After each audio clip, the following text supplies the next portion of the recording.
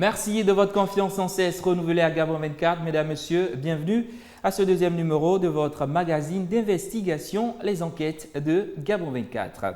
Vous le savez, les enquêtes de Gabon 24, c'est votre émission d'investigation ayant trait à une problématique sociopolitique, économique ou culturelle. Et notre mission est bien évidemment de couvrir le champ de la transmission de la connaissance du savoir afin d'appréhender les environnements dans lesquels nous évoluons. Tout ceci autour d'une grande investigation et d'un décryptage en deuxième partie. Pour ce deuxième numéro, notre équipe d'enquête, emmenée par notre investigateur Jean-Pascal Don, a mis le cap sur le nord-est du Gabon, précisément sur la province de Logoué-Vindo, et a déposé ses valises à Makokou, le chef-lieu de cette province officiellement indiqué par les initiales G6. Ici, notre enquêteur s'est principalement intéressé à la problématique liée à la construction de la nouvelle prison centrale de Makokou et à quelques faits d'abus et de recel de biens publics. Retour sur les faits. Alors qu'il était Premier ministre, Jean Eyguendon a été interpellé par l'Assemblée nationale au sujet de la gestion des fêtes tournantes. Au cours de cet échange, il avait affirmé que la nouvelle prison de Makokou a été entièrement construite et livrée. Une affirmation qui a d'ailleurs suscité une levée de boucliers de la part des natifs de la province de Logoué-Vindo, car il n'y a jamais eu de nouvelle prison dans cette localité. Alors, qu'en est-il exactement de cette prison virtuelle? Où sont passés les fonds alloués à sa construction? Y a-t-il eu des tournements? Éléments de réponse dans cette enquête qui a pour thématique sur les traces de la prison fantôme de Makokou, une investigation signée Jean-Pascal Non. C'est en 2002 que la province de Logoué-Vindo, au nord-est du Gabon, abrite les festivités de la fête nationale pour obéir au cycle des fêtes tournantes initié par feu le président Omar Bongo Ondimba. En marge des autres investissements infrastructurels programmés, l'élite politique locale décide de la construction d'une nouvelle prison, estimant que l'ancienne ne répondait plus aux normes requises en la matière. La parcelle numéro 2 de la section G du titre foncier, propriété de la direction de l'élevage, donc de l'État gabonais, qui s'étend sur 66 800 mètres carrés, est désignée pour accueillir l'édifice. Après la fête de l'indépendance de 2002 à Makokou et après que beaucoup d'eau ait coulé sous le pont de Livindo, Jean Eyguendon, à l'époque Premier ministre, chef du gouvernement, répondant à une interpellation à l'Assemblée nationale, affirme devant un parterre d'élus que la prison centrale de Makokou a bel et bien été construite et livrée clé en main. L'affirmation a suscité une véritable levée de boucliers et fait encore jaser aujourd'hui. Plusieurs sources concordantes et voix autorisées restent unanimes sur la question. Il n'existe à ce jour aucune nouvelle prison dans le chef-lieu du département de Livindo. Nous décidons donc de nous lancer sur les traces de cette prison fantôme.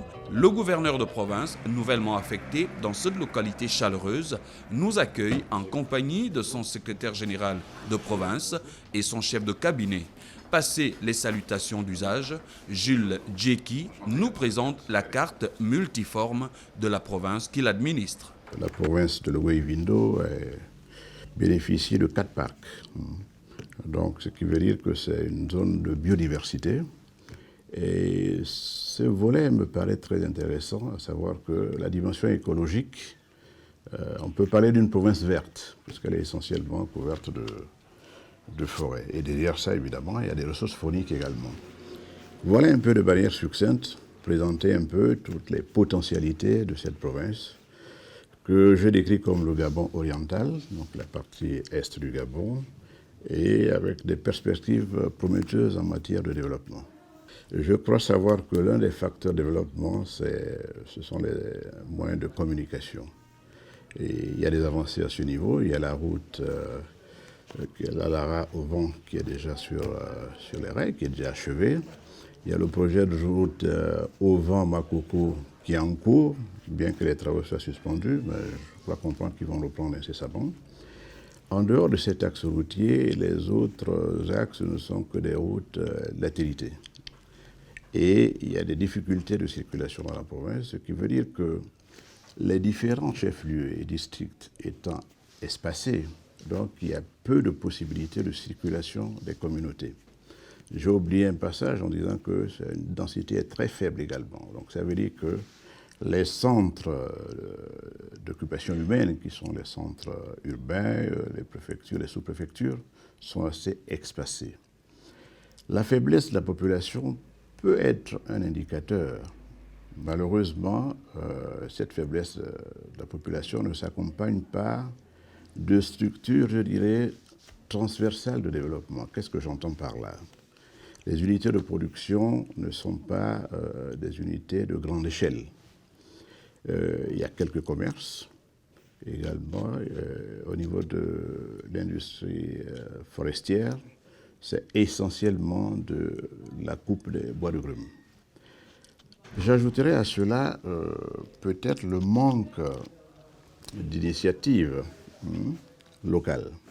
Mais ce manque d'initiatives locales peut s'expliquer par le fait qu'il n'y a pas d'équipement structurant qui permettrait de fixer la population et, je dirais, des acteurs économiques. Obnubilés par la découverte de cette prison flambant neuve de Makoko, nous prenons la route du site qui abrite cet édifice en compagnie du 4e maire adjoint de la commune. Nous manquons de tomber à la renverse lorsque Jean-Paul et Binji nous confirment que nous sommes bien à la nouvelle prison centrale de Makoko.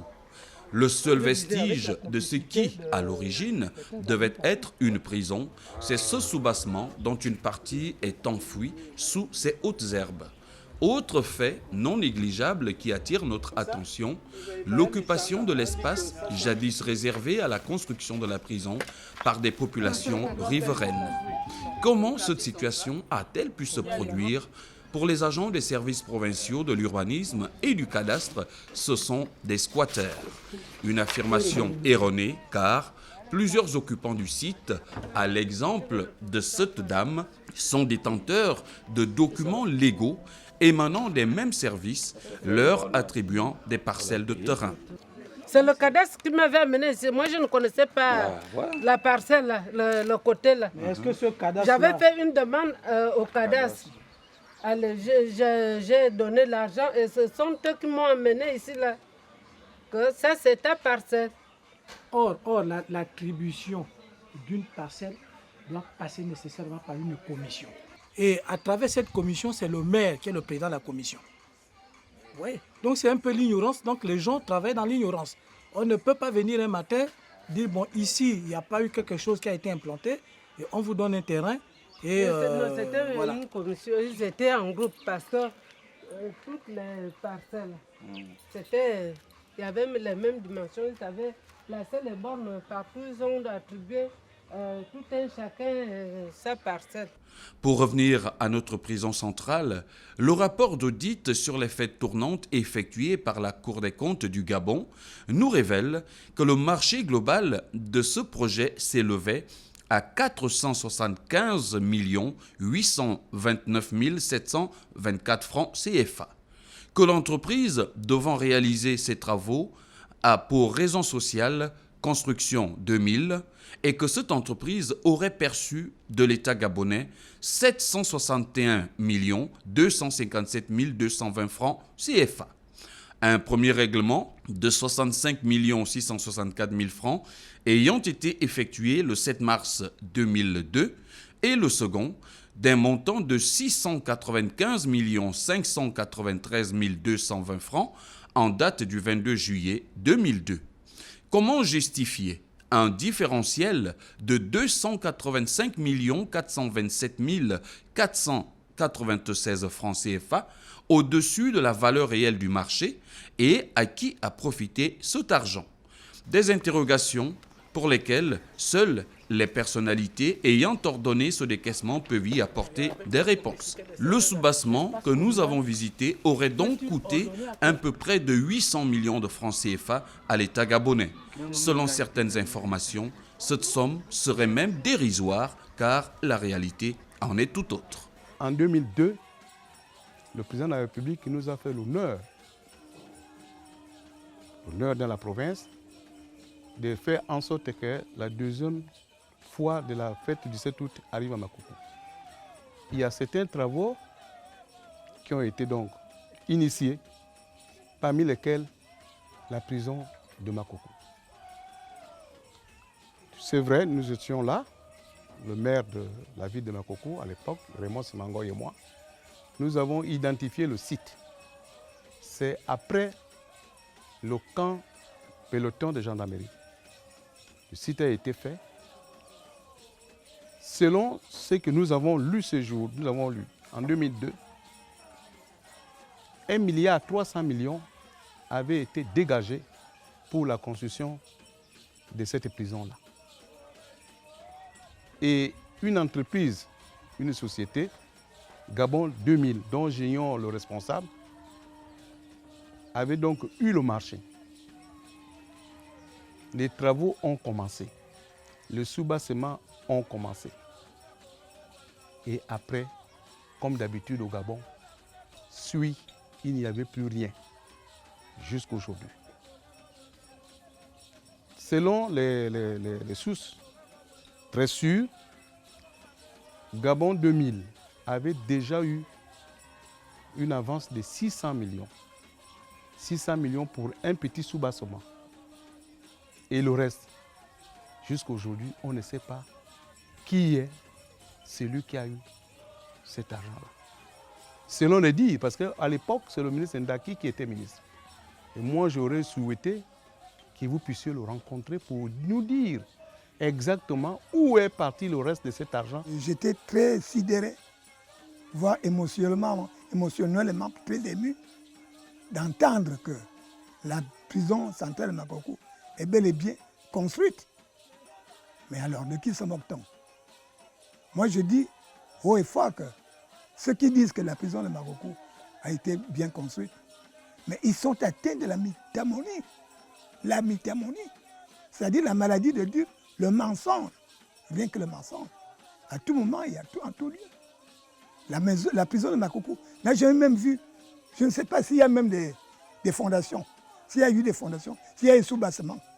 Alors, vous connaissez, je crois que les archives des fêtes tournantes ne sont pas perdues. Vous connaissez bien les gens qui ont géré les fêtes tournantes de Makoko. Alors, ils sont là, peut-être certains sont morts, certains vivent encore. Mais c'est vraiment malheureux d'entendre que la prison de Makoko existe. Mais c'est vraiment dommage. C'est dommage. Au-delà de la dépense effectuée par l'État gabonais pour la réalisation de ce projet, il n'y a jamais eu de nouvelle prison à Makoko et point n'est besoin de démontrer à quel point cette ville a besoin d'un autre édifice pour abriter la population carcérale. Ce que j'ai vu en visitant la prison, je n'ai vu que des éléments de soubassement. Voilà, c'est tout ce que j'ai vu. Et jusqu'à preuve de contraire, cette prison n'a pas vu le jour. Nous osons espérer qu'elle verra le jour, d'autant plus que l'activité judiciaire ici est très importante. Tous les jeudis, il n'y a qu'à voir le palais est pris d'assaut, il y a tellement d'affaires qui sont réglées, notamment le braconnage, etc., etc. Donc je pense que le Goué-Vindo, et notamment Makoko, a besoin d'une prison, je dirais, respectable. Et je formule le vœu que cette prison, que les travaux reprennent et qu'on essaie de traquer, entre guillemets, la société bénéficiaire du marché. L'actuelle prison, c'est cette bâtisse. À l'origine, une maison à usage d'habitation qui a subi quelques aménagements pour accueillir 50 pensionnaires. Aujourd'hui, elle en compte 168, toutes tranches d'âge et tous sexes confondus. Quant à l'administration pénitentiaire, elle est logée dans le même bâtiment, du moins le bureau du directeur de la prison. Pour les autres services, les éléments du commandant Alphonse Bouedi se partagent ce hangar pour le traitement des affaires courantes. La sécurité des personnels, elle demeure un concept inconnu à l'image de cette belle, solide et sécurisante clôture qui, selon nos investigations, aurait coûté 270 millions de francs CFA à l'ancienne ministre en charge de la justice. Comme on peut le constater, le dossier de la prison centrale de Makoko a été un mensonge au haut sommet de l'État, au point de susciter l'ire des populations de cette province. Aujourd'hui, chaque citoyen peut apprécier les attitudes comportementales des responsables politiques de l'époque dans la province de l'Ogooué-Ivindo, lesquels responsables clamaient leur attachement à l'état de droit et au bien-être des populations. Un bien-être des populations qui n'a été que de façade au regard du sort réservé aux logements sociaux construits dans le même programme d'investissement de la fête de l'indépendance en 2002.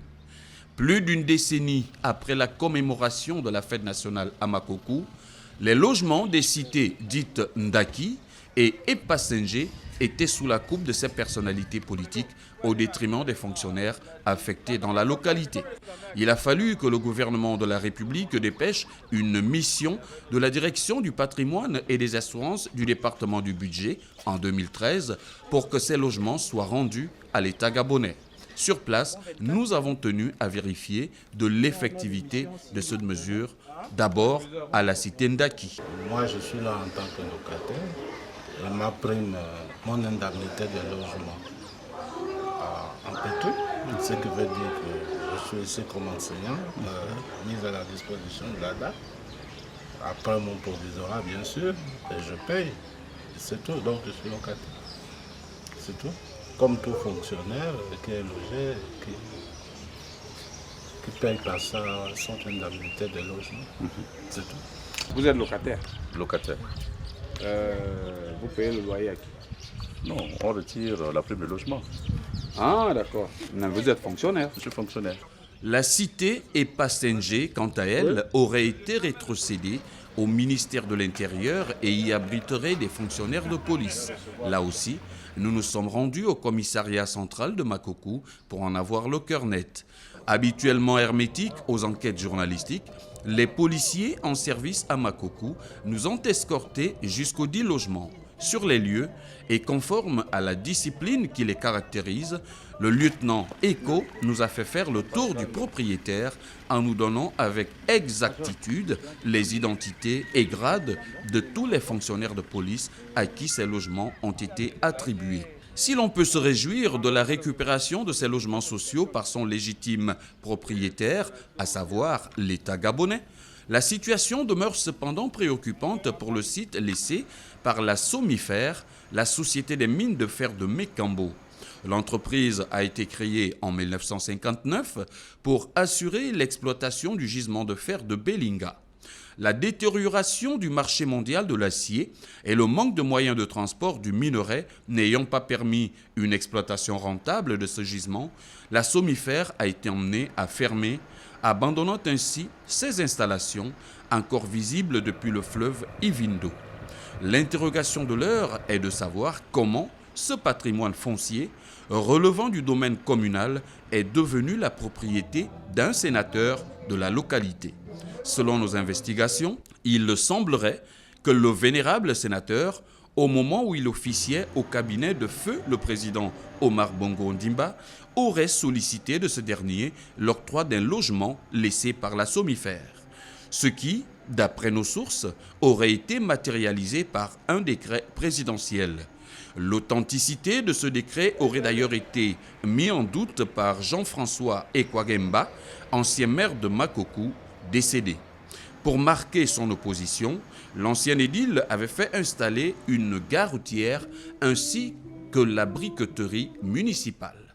À la lumière des faits, l'immobilisme de Raymond Simangoy, actuel maire de la commune, semble conforter le vénérable sénateur dans ce qui, pour lui, est désormais un acquis. La preuve, c'est cette clôture que ce dernier érige autour de sa présumée propriété. À notre passage, certaines sources n'ont pas hésité à mettre en exergue la proximité entre l'actuel édile et le sénateur pour justifier cette situation. Et pourtant, les textes sont clairs du côté du cadastre et de l'urbanisme. L'on ne peut attribuer plus de 5000 mètres carrés à un individu dans le domaine communal.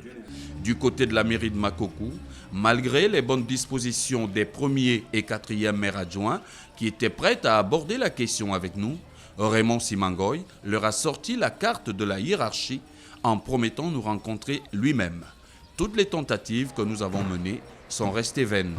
Toutes ces incohérences, tous ces actes d'abus de biens sociaux, Toutes ces opérations de malversation financière nous amènent à une question. Quel est véritablement le rôle des dépositaires de l'autorité de l'État? Pour l'heure, Makoko attend toujours sa prison et cette situation devrait interpeller la nouvelle classe d'hommes et de femmes politiques de la province sur la nécessité d'une véritable culture de l'intérêt général pour le bien-être des populations.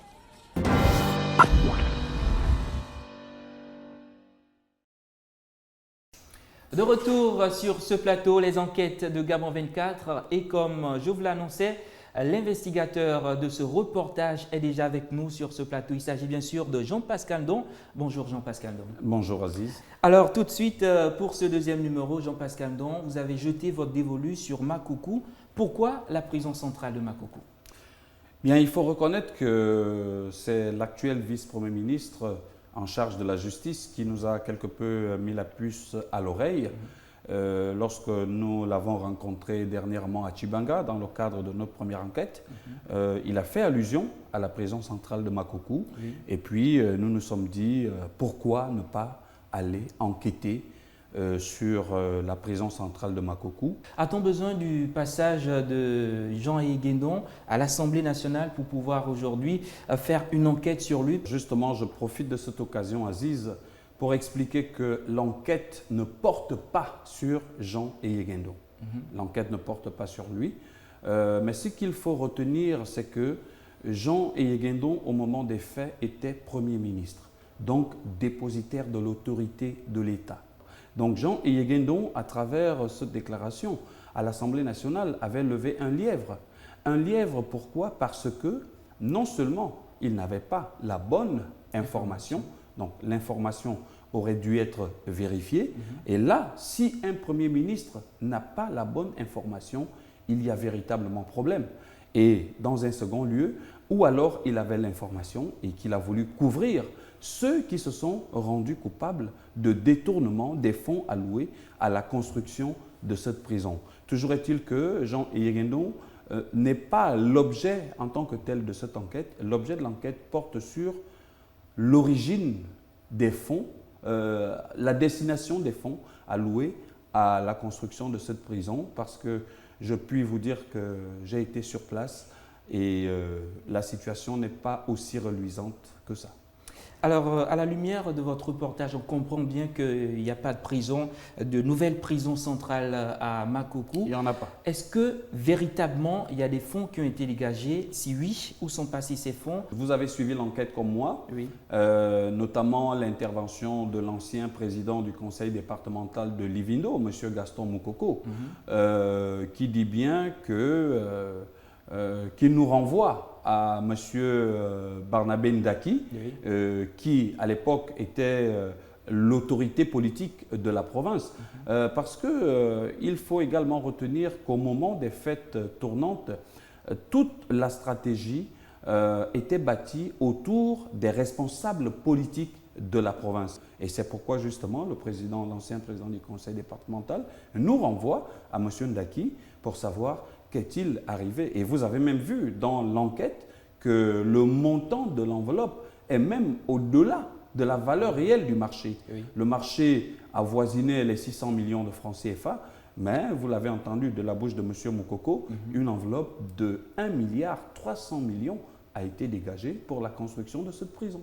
À travers votre reportage, on comprend aussi qu'il y a eu d'autres révélations. Comment en est-on arrivé à ces genres de révélations? À la faveur de cette fête de 2000, l'État gabonais a construit 2 cités.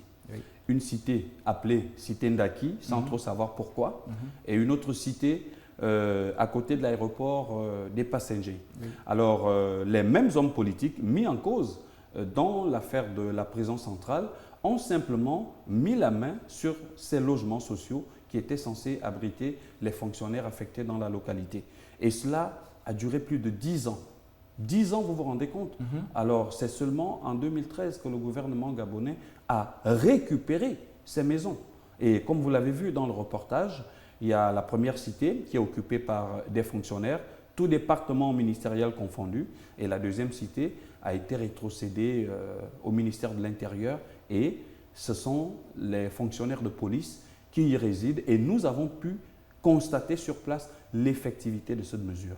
Alors Jean-Pascal Dan, vu votre reportage, est-ce qu'il y a urgence aujourd'hui de construire une nouvelle prison centrale à Makoko? Peut-être pas urgence, mais nécessité quand même de construire cette prison. Est-ce qu'au sortir du premier numéro qui parlait bien sûr des hommes d'affaires ou encore des personnalités au pouvoir et d'autres qui n'y sont plus, est-ce que vous avez eu des pressions, encore des menaces d'une personnalité quelconque? Des menaces, oui. Tant que je serai emmené à faire correctement mon travail de journaliste, eh bien, il faut également pouvoir assumer cela, parce que l'on n'arrêtera pas de faire notre travail parce que l'on reçoit des menaces. Jean-Pascal Dan, on se retrouve pour le prochain numéro. Merci. Voilà qui met un terme à ce deuxième numéro de votre magazine Les Enquêtes de Gabon 24. Merci d'avoir été des nôtres. À très bientôt pour un nouveau numéro qui sera consacré à l'histoire de l'exploitation du gisement de fer de Belinga.